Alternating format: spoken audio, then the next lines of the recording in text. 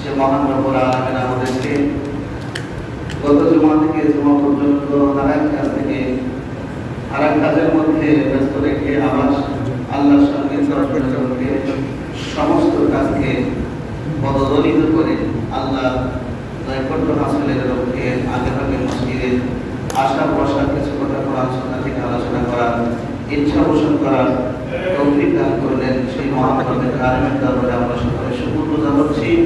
সমস্যারে হৃদয়ের সবটুকু ভালোবাসা উদ্ধার করে বলছি আলহামদুলিল্লাহ। দরুদ সালাম পেশ করতেছি বিশ্ব মানবতার মুক্তির দিশায় মুক্তিযুদ্ধ আমার আপনার নবী প্রিয় নবী মুহাম্মদ আরবি শব্দে বলছি সাল্লাল্লাহু আলাইহি ওয়াসাল্লাম। মহতারাম হাজিরিন, আল্লাহ পাক রব্বুল আলামিনের দরবারে লাখো কোটি শুকর আদায় করতে যে আল্লাহ পাক আমাদেরকে সাথী নির্বিঘ্নে বাধাবিঘ্নতা ছাড়াই জমা নামাজের উদ্দেশ্যে কবুল করেছেন। এজন্য আরো একবার বলছি আলহামদুলিল্লাহ।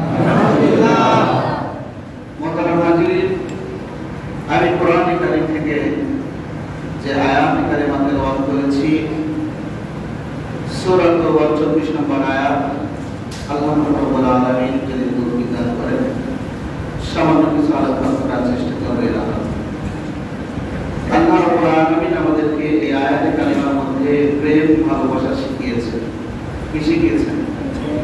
প্রেম ভালোবাসা শিখিয়েছেন, প্রকৃত ভালোবাসা শিখিয়েছেন।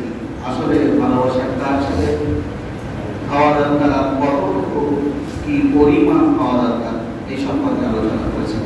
আল্লাহ পাক বলেন, قل إن كان آباؤكم وأبناؤكم وإخوانكم وأزواجكم وعشيرتكم وأموال اقترفتموها وتجارة تخشون كسادها ومساكن ترضونها أحب إليه من الله ورسوله وجهاد في سبيل الله في سبيله فتربصوا حتى يأتي أمر الله بأمره। আল্লাহ পাক রব্বুল আলামিন বলেছেন,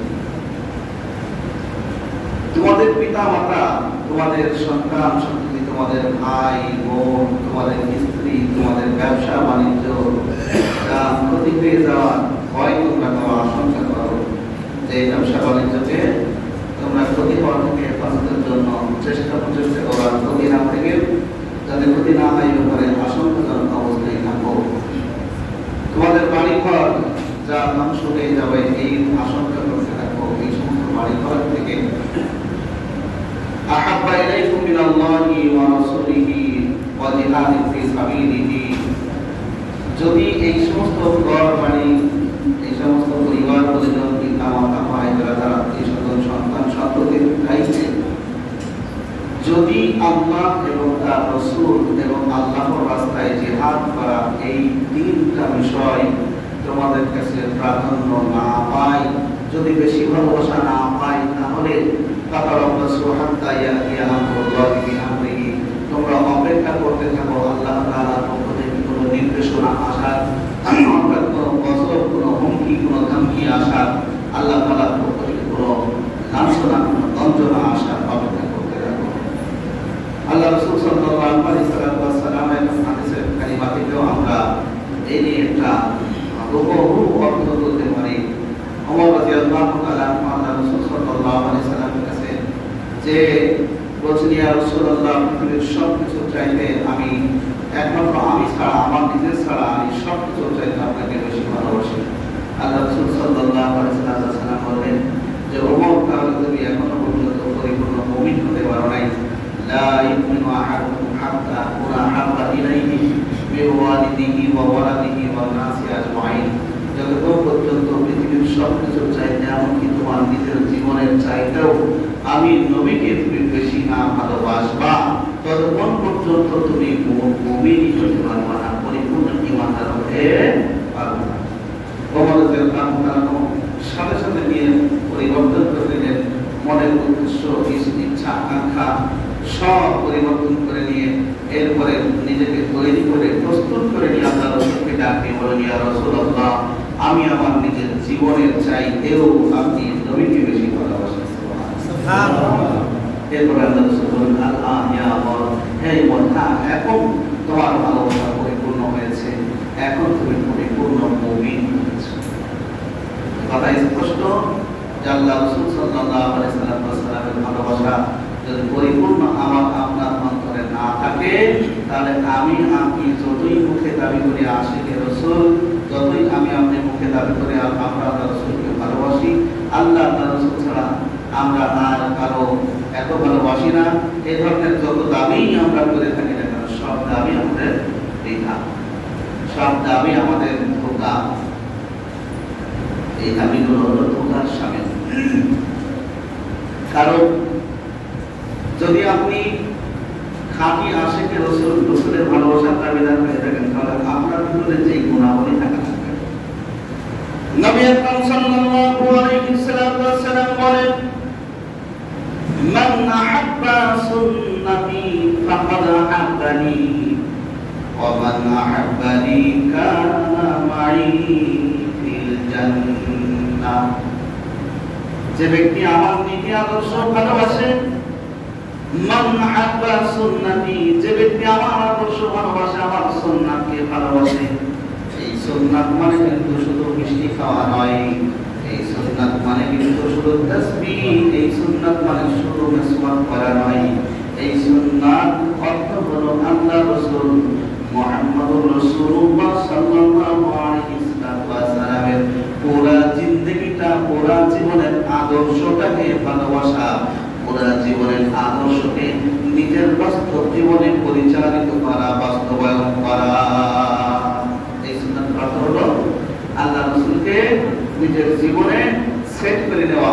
রাসূল যেভাবে চলেছেন, যেভাবে বলেছেন, যেভাবে নিজেকে চালিয়েছেন, রাসূলের প্রত্যেকটা জায়গা, প্রত্যেকটা ক্ষেত্র রাসূলের মতো করে নিজেকে সাজানো।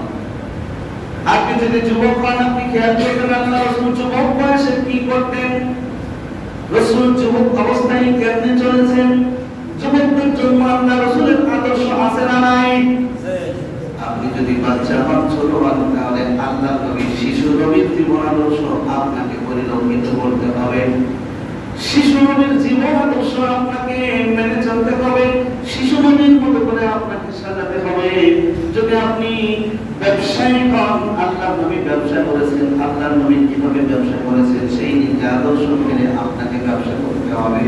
কিন্তু আফসোস, আমরা আজকে ব্যবসাকে পুরস্কৃত করে ফেলেছি, সুদ, ঘুষ, এই ধরনের বিভিন্ন লোনের মাধ্যমে আমরা ব্যবসাকে পুরস্কৃত করে ফেলেছি হারাম লোনের টাকা দিয়ে, ঠিক না বলেন? এখন যদি আমরা যে কোনো বাজারে জরিপ করি, জরিপ করলে দেখা যাবে যে অনেক মাথায় টুপিওয়ালা, মুখে দাড়িওয়ালা, হাতে তাসবিহওয়ালাও সিসির সাথে জড়িয়ে গেছে। কে? অন্যের কথাকে বাদই দিলাম, অন্যের কথা বাদই দিলাম। আমাদের আকাবিরিনগণ বলেন, মুরব্বীরা বলেছেন যে কিয়ামতের আগ মুহূর্তে এমন একটা অবস্থান তৈরি হবে যে সুদ যদি কেউ নাও খায়, অন্তত সুদের ধোয়া হলেও ওখানে গায়ে না। এই পরিমাণ সুদ আমাদের মধ্যে প্রভাব ফেলেছে। যাই হোক, মহতারাম হাজিরিন, মূল উদ্দেশ্য আলোচনার এটা নয়। আলোচনার উদ্দেশ্য হলো আমি আপনি রাসূলুল্লাহ সাল্লাল্লাহু আলাইহি ওয়াসাল্লামকে ভালোবাসবো, আল্লাহ রাসূলকে ভালোবাসবো কেমনে, এর নমুনা বলা আজকের আলোচনার মূল উদ্দেশ্য। মহতারাম হাজিরিন, আমাকে যদি ভালোবাসতে হয় আপনার মতো না, আমাকে আমার মতো করে ভালোবাসা লাগবে, তাই না? আমি যদি আমার মতো করে আপনাকে ভালোবাসতে চাই, তাহলে আমার ভালোবাসার মধ্যে কমতি হবে না, হবে না? কারণ আমি আপনাকে না বুঝে আমার কায়দায়, আমার কায়দায় অনুযায়ী ভালোবাসতে চাই, তাহলে আপনার ভালোবাসার পূর্ণতা আসবে না। পরিপূর্ণ ভালোবাসা যদি আসতে হয়, তাহলে আপনি কিভাবে আপনাকে ভালোবাসেন, আপনি ভালোবাসেন বা আপনি পছন্দ করেন, আপনাকে কেমনে মানলে আপনি ভালোবাসবেন, এটা আমার জানা দরকার। আপনি ডায়াবেটিসের রোগী, গরুর গোশত খান না, আমার বাড়ি মেহমান দিয়েছেন, আমি সেই গরুর গোশত ছাড়া কিনছি না, এটাকে ভালোবাসা বলে? একটা সিম্পল আর কি বললাম। তো আমাকে মেহমানের কদর বুঝে আমি আরেকজনের কদর বুঝে তারপরে তার প্রতি আমার মহব্বত, তার প্রতি আমার ভালোবাসা প্রকাশ করতে হবে, ঠিক না? তো রাসূলুল্লাহ সাল্লাল্লাহু আলাইহি সাল্লামকে আল্লাহ তাআলা ভালোবাসার জন্য নির্দেশ দিয়েছেন। শুধু তাই না, যদি বেশি ভালো না বাসি তাহলে আল্লাহর গজবের অপেক্ষা করতে বলেছেন। বলেন নাউজুবিল্লাহ। আল্লাহর গজব আমাদের উপরে না আসুক, যদি এটা আমরা চাই তাহলে আল্লাহ রাসূলকে ভালোবাসার পর বান্দা কি হবে? কাম বলেন মানা আব্বা সুন্নতি ফাকাদ আহাব্বানি ওয়া মান আহাব্বানি কানা মাই ফিল জান্নাহ। যে ব্যক্তি আমার সুন্নাতকে ভালোবাসে, যে ব্যক্তি আমার নীতি নৈতিকতাকে ভালোবাসে, যে ব্যক্তি আমার আদর্শকে ভালোবাসে, সেই ব্যক্তি আমাকেই ভালোবাসে। ওয়া মান আহাব্বানি কানা মাই ফিল জান্নাহ। আর যে ব্যক্তি আমি নবীকে ভালোবাসে, সে আমার সাথে কিয়ামতের দিন জান্নাতে যাবে। সুবহানাল্লাহ। কারা কারা নবীকে ভালোবাসে জান্নাতে যেতে চায়? আল্লাহু আকবার। মুহতারাম হাজিরিন, নবীর ভালোবাসা কেমনে বাসতে হবে? তাহলে নবীর ভালোবাসা বাসতে হবে আল্লাহ রাসূল বলছেন তার নীতি আদর্শ বাস্তবায়ন। এখানে যেহেতু আহাব্বা শব্দ ব্যবহার হয়েছে, ভালোবাসা, এই জায়গা থেকে বম্বে আজার বুঝানি, এরা অর্থ করে রাসূলকে শুধু ভালোবাসতে হবে বলে আসলে কি তাই না? পালন করে র্যালি করে মিছিল করে আল্লাহ রাসূলের ভালোবাসা হয় না। রাসূলের ভালোবাসতে হলে জন্মদিন পালন করে এইভাবে শুধুমাত্র নিছক একটা আনুষ্ঠানিকতার মাধ্যম দিয়ে আল্লাহ রাসূলের ভালোবাসার পূর্ণতা হয় না। জন্মদিন পালনের মাধ্যমে কোনো নাজাতের পথ পাতেও নেই। যদি জন্মদিন পালন করাটা ইবাদত হতো, আল্লাহ রাসূল জীবদ্দশায় করতেন না? করতেন না। যদি জন্মদিন পালন করাটা ইবাদত হতো, তাহলে সাহাবায়ে কেরাম কি আল্লাহ রাসূলকে কম ভালোবেসেছেন? আমি আপনি আমার নবীকে যতটা ভালোবাসি তার থেকে কোটি কোটি গুণ বেশি সাহাবায়ে কেরাম ভালোবেসেছেন, ঠিক না? নবী আকরাম সাল্লাল্লাহু আলাইহি ওয়াসাল্লামের জন্য সাহাবায়ে কেরাম জিন্দেগীর সর্বোচ্চ দিয়ে দিয়েছেন। শুধু তাই নয়, নিজের জীবনটা পর্যন্ত রাসূলের ভালোবাসায় দিয়ে দিয়েছেন। হানজালা রাদিয়াল্লাহু তাআলা আনহু একটা যুদ্ধের সময়, উহুদের যুদ্ধের সময়, হানজালা রাদিয়াল্লাহু তাআলা আনহু আল্লাহ তাআলার নতুন বিবাহ করেছেন। আল্লাহ রাসূল সাল্লাল্লাহু আলাইহি ওয়াসাল্লাম হানজালাকে রুখসত দিয়ে দিলেন, ছুটি দিয়ে দিলেন, তোমাকে যুদ্ধে যাওয়া লাগবে না, তোমাকে যুদ্ধে যাওয়ার দরকার নাই, তুমি নতুন বিবাহ করেছো, তোমার পরিবারের হক আদায় করো। মুহতারাম হাজিরিন, হানজালা রাদিয়াল্লাহু তাআলা নতুন বিবির সাথে রাত্র যাপন করছেন। এমন সময় সকালবেলা, ভোরবেলা কে জানি হানজালার বাড়ির পিছন দিক দিয়ে এলান করে যাচ্ছে, শোনো শোনো, খুদিরা মুহাম্মদ, খুদিরা মুহাম্মদ, মুহাম্মদের হত্যা করা হয়েছে, মুহাম্মদ মারা গেছে। মুনাফিকরা রাসূলুল্লাহ সাল্লাল্লাহু আলাইহি ওয়াসাল্লামের মৃত্যু খবর দিয়ে মুসলমানদেরকে দুর্বল করার চেষ্টা করেছিল। আসলে রাসূল জীবদ্দশায় আছেন, জিন্দেগিতে আছেন। তাই যদি সাহাবায়ে রাসূলের সামনে নিজের জীবনটা দিয়ে দেয়, আর যদি বলা হয় রাসূল মৃত্যুবরণ করেছেন, রাসূলকে হত্যা করা হয়েছে, রাসূলকে শাহাদাত করে দেওয়া হয়েছে, তাহলে সাহাবীদের ঈমানের অবস্থা কি হবে? আজ থেকে 1450 বছর পরে এসেও তার নমুনা বোঝা যায় যে রাসূল নাই, রাসূল জিন্দেগিতে নাই, দুনিয়াতে নাই।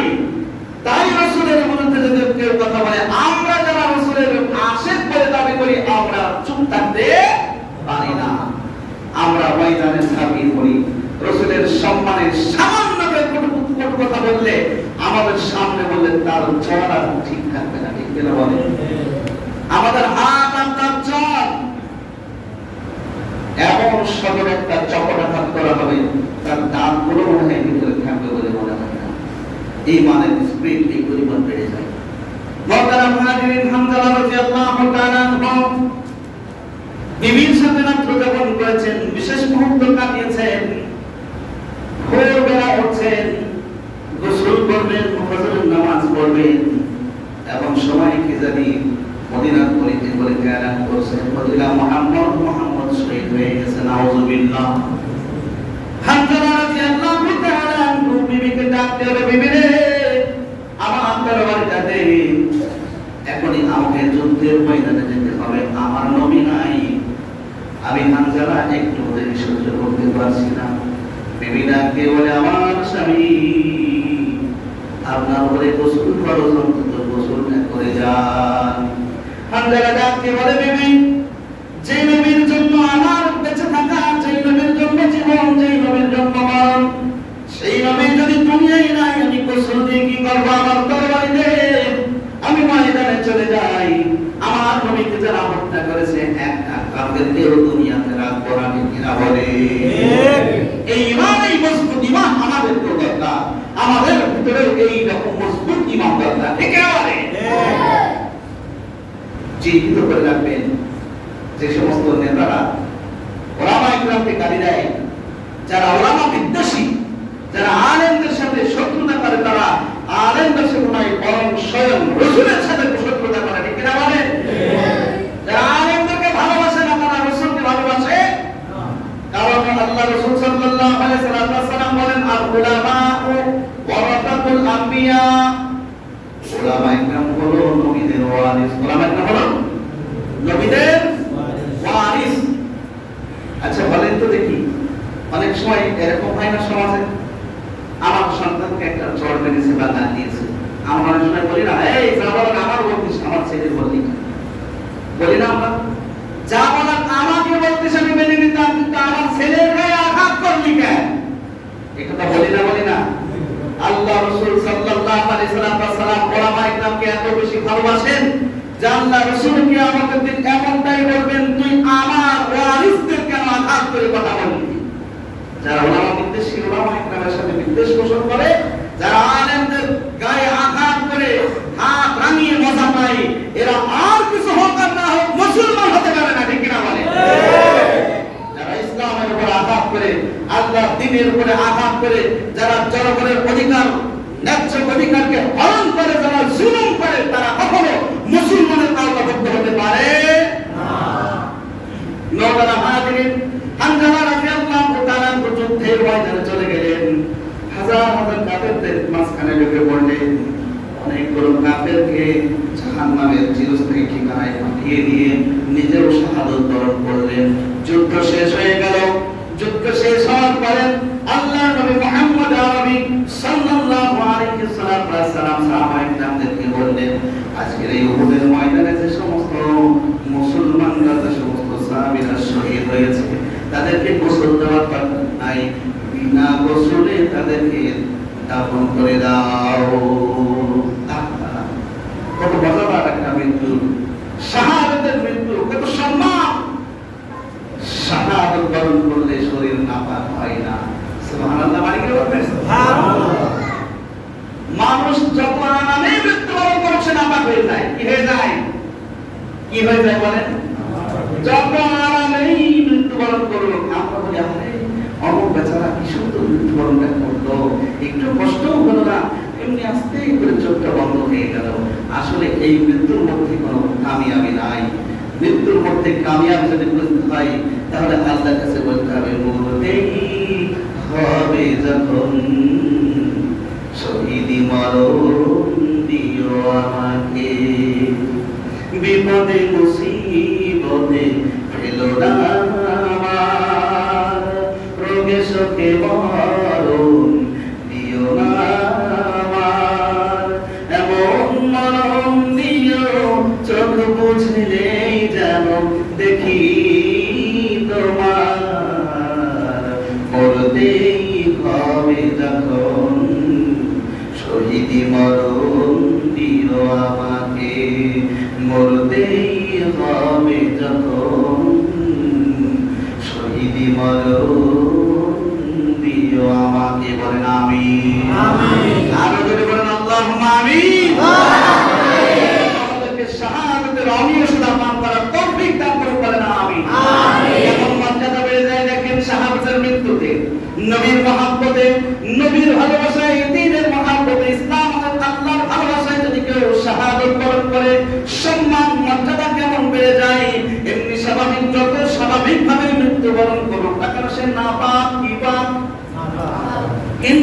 কেউ শাহাদাত বরণ করে, আল্লাহর দিন আল্লাহর দুনিয়ায় বাস্তবায়নের জন্য প্রচেষ্টা করতে যে মারা যায়, আল্লাহর নবী বলেন এই যে উহুদের ময়দানে যারা শাহাদাত বরণ করলো তাদেরকে কোন রকম ধোয়ানো ছাড়াই, গোসল ছাড়াই তাদেরকে দাফন দিয়ে দাও।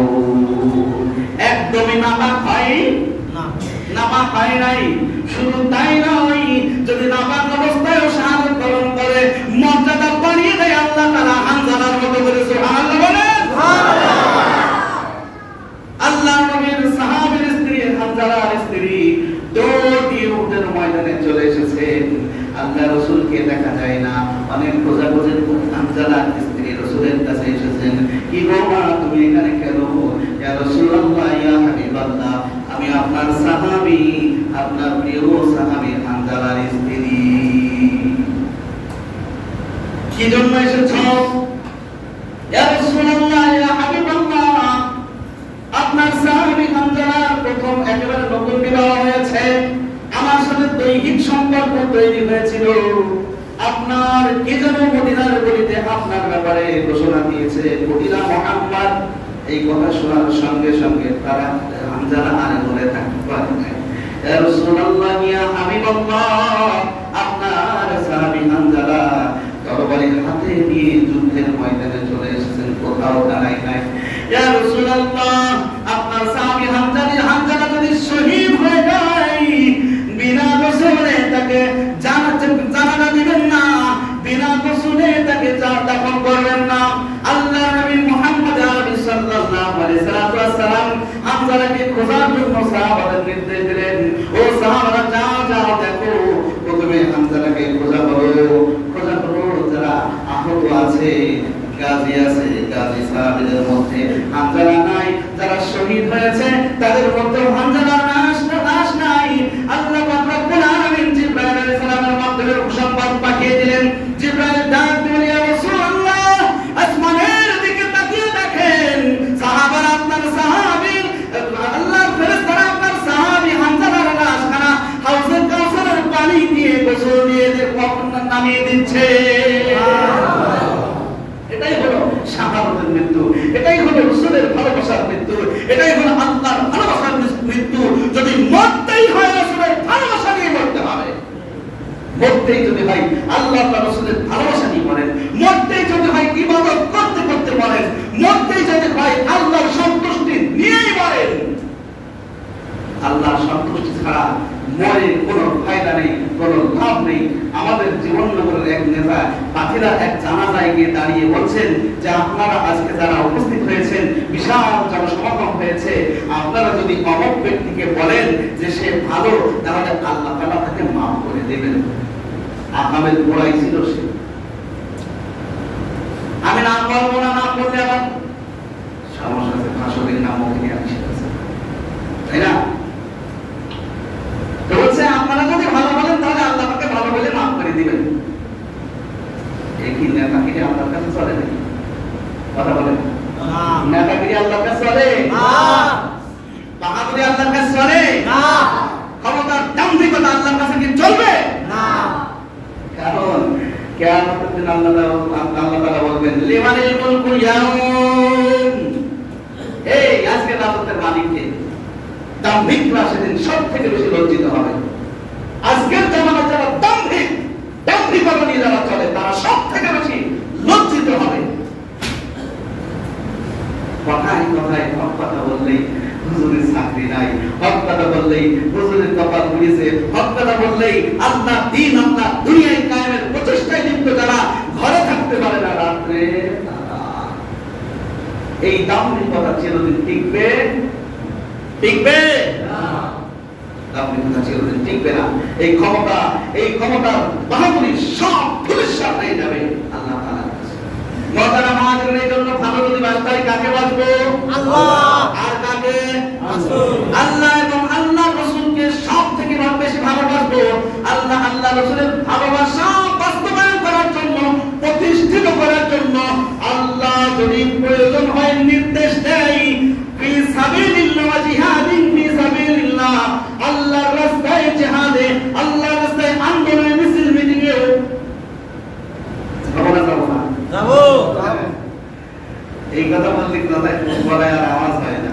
আল্লাহ তাআলা আমাদের বোঝার তৌফিক দান করুন, আমল করার তৌফিক দান করুন, বলেন আমিন। তাহলে ভালোবাসতে কিভাবে বাসতে হবে? রাসূলকে ভালোবাসার নমুনা দেখিয়ে গেছেন কারা? আল্লাহর নবীর সাহাবারা। আল্লাহর নবীর সাহাবারা, আল্লাহর নবীর সাহাবারা যেভাবে আল্লাহর নবীকে ভালোবাসেছেন তার বিকল্প কোনো পথ নেই। আমরা যারা মনে করছি আহারে যদি ওই সময় আমার জন্ম হতো তাহলে আমিও নবীর সাহাবারা নবীকে বেশি ভালোবাসতাম, ওই সময় কি শুধু সাহাবারা ছিল নাকি আবু জেহেল আবু লাহাব ছিল? হ্যাঁ, ওই সময় আবু জেহেল আবু লাহাব, ওই সময় আবু জেহেল আবু লাহাব আর এই সময় আবু জেহেল আবু লাহাবের উত্তরসূরিরা যদি মিলিয়ে দেখেন, এই সময়ের আবু জেহেল আবু লাহাব ফিরআউনের থেকে ওই সময়ের আবু জেহেল আবু লাহাবরা আরো বেশি কঠোর ছিল। এই সময় তো আপনি এই ফিরআউনের, আবার আপনি মনে করেন না কিন্তু আমি দেশের কারো কথা বলছি, আমার কথার মধ্যে রাজনীতি বুঝবেন না, আবার কাকে উদ্দেশ্য করে বলছে তাও কিন্তু বুঝবেন না। যদি উদ্দেশ্য প্রমাণ করতে হয় আমার সামনে এসে বসে বলতে বছর এই কারণে আপনার এটা উদ্দেশ্য হয়েছে। এ সময় কি ফেরাউন নেই? ফেরাউনের উত্তরসূরিরা নেই? আবু জেহেল আবু লাহাবের উত্তরসূরিরা নেই? যারা আল্লাহ রাসূলের সম্মান নিয়ে আঘাত হানতে চাই, আব্দুল্লাহ ইবনে উবাই ইবনে সুলুল কি নেই? আছে।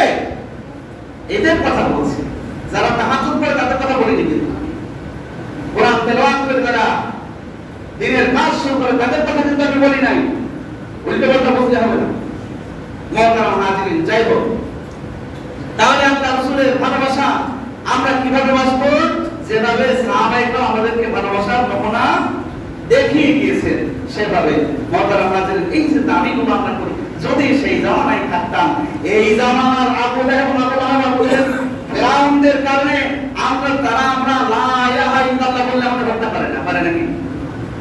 আমরা যদি বলি লা ইলাহা ইল্লাল্লাহু মুহাম্মাদুর রাসূলুল্লাহ হত্যা করে নাকি? আর এই সময় লা ইলাহা ইল্লাল্লাহু মুহাম্মাদুর রাসূলুল্লাহ বলার সাথে সাথে হত্যা করা হতো, ঠিক না? ঠিক। ওই সময় আশহাদু আন লা ইলাহা ইল্লাল্লাহু ওয়া আশহাদু আন্না মুহাম্মাদান আবদুহু ওয়া রাসূলুহু, এই কথা বলার সাথে সাথে তাকে হত্যা করে দেওয়া হতো, তাকে অত্যাচারের স্টিম রোলারের নিচে ফেলে দেওয়া হতো, তাকে খাব্বাব রাদিয়াল্লাহু তাআলা অনুমতি করে যেভাবে তাকে শাস্তি দিয়েছিল ওইভাবে শাস্তি দেওয়া হতো, তাকে বেলাল রাদিয়াল্লাহু তাআলা অনুমতি করে শাস্তি দেওয়া হতো। বেলাল রাদিয়াল্লাহু তাআলা অপরাধ ছিল শুধু লা ইলাহা ইল্লাল্লাহু মুহাম্মাদুর রাসূলুল্লাহ এই কথা বলেছিলেন, এই ঈমান এনেছিলেন, যার কারণে আবু জেহেল আবু লাহাব উতবা সাইবা উমাইয়া বিন খালদ পরাক্রমে তাকে বেত্রাঘাত করতে শুধু তাই নয়, বেলাল রাদিয়াল্লাহু তাআলার মরুভূমির বালুর উপরে শুয়ে রাখা শুধু তাই নয়, বেলাল রাদিয়াল্লাহু তাআলার কোমরের পিছনে বেঁধে উত্তরময় ওই রাস্তায় পাথরের খন্ড খন্ড এরকম পাথর পড়ে থাকতো, ওই রাস্তার মধ্যে টেনে টেনে বেলালকে নিয়ে যাওয়া হতো।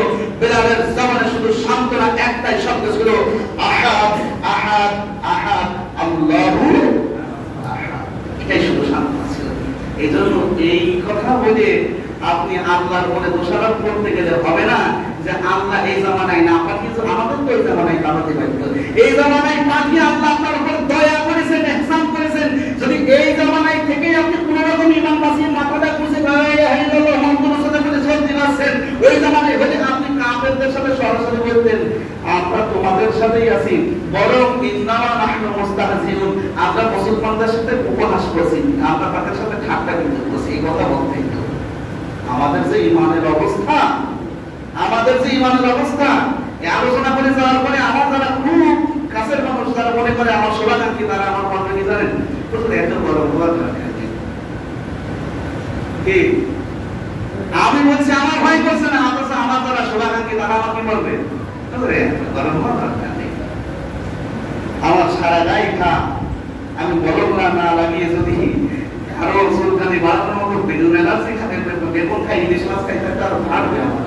এই জন্য এখন বলব না কেন সময়, এখন চুলকুনি সারার সময়, চুলকুনির ওষুধ দেওয়ার সময়, এখন চুলকুনি বাড়ানোর সময় না। আল্লাহ তাআলা আমাদের বোঝার তৌফিক দান করুন, শক্ত হয়ে নিজের ঈমানের যত্নবান হওয়ার তৌফিক দান করুন, আমিন। এখন নিজের ঈমানকে যত তেজি বানাবেন, যত যত্ন করবেন, অল্প কিছুদিনের মধ্যেই হিন্দুদের সাথে আমাদের বিশাল যুদ্ধ হবে, গজওয়াতুল হিন্দ। গজওয়াতুল হিন্দ এই বছর দিনে আপনাকে আমাকে টিকে থাকতে হলে এখন থেকে প্রস্তুতি নিতে হবে। নামাজ ছাড়া নামাজ সহ, নামাজ ছাড়া নামাজ সহ। আমরা নবীকে ভালোবাসি, রাসূলের বিরুদ্ধে কেউ কথা বললে আমরা আন্দোলন লাফিয়ে পড়ি, ঝাঁপিয়ে পড়ি, কিন্তু আমরা ময়দানে টিকে থাকতে পারি না। এর সব থেকে বড় কারণ আমাদের ঈমানের তেজ নেই, আমাদের ঈমানের সেই স্পিরিট নেই, আমাদের ঈমানের সেই ভলিউম ভোল্টেজ নেই। কারণ কি? কারণ আমরা ঈমানের পরেই যেই ইবাদতের সব থেকে বড় জায়গা, ঈমানের পরেই যেই ইবাদত করলে সব গুনাহ থেকে বেঁচে থাকা যায়, ঈমানের পরেই যেই ইবাদত না করলে জাহান্নামে যেতে হয়, আমরা সেটা থেকে আমরা দুর্বল, সেই নামাজ থেকে আমরা দুর্বল, নামাজ থেকে আমরা কাফের। আল্লাহ তাআলা আমাদের সহিহ বুঝদান করুন, সহিহ সমঝ নিয়ে বাকি জিন্দেগি যাপনের তৌফিক দান করুন। যারা যারা আলোচনা শুনলাম যদি বুঝে থাকি, আসলের থেকে আমি আশাবাদী ইনশাআল্লাহ এত বড় মুসল্লিই হবে। আর যদি বুঝে না থাকি তাহলে বুঝবেন যে আপনার কপাল আপনি নিজেই পড়াচ্ছেন, আপনার পায়ে আপনি পড়ান, মানে আমার দোষ কিছু। আমি আমার দরকার বলার বলে দিলাম, আমল করার দায়িত্ব আপনার। আল্লাহ পাক রব্বুল আলামিন আমাদের সবাইকে একসাথে জান্নাতে যাওয়ার মতো আমল করার তৌফিক দান করুন। আমিন। ওয়া আখিরু দাওয়ানা আলহামদুলিল্লাহি রাব্বিল আলামিন।